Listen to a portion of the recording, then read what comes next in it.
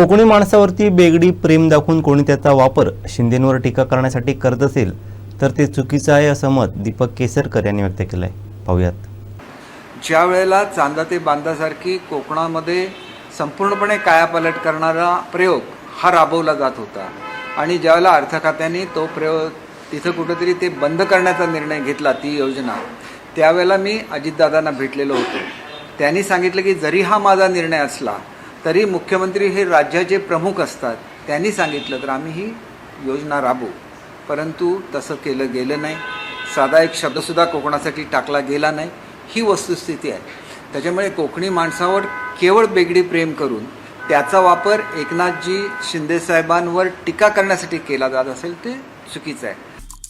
आमचे दिवसभरातले सर्व अपडेट्स, ताज्या घडामोडी आणि थेट लाईव्ह पाहण्यासाठी सबस्क्राईब करा, लाईक करा कोकणचं नंबर 1 महा चॅनल कोकण 7 लाईनचं YouTube चॅनल।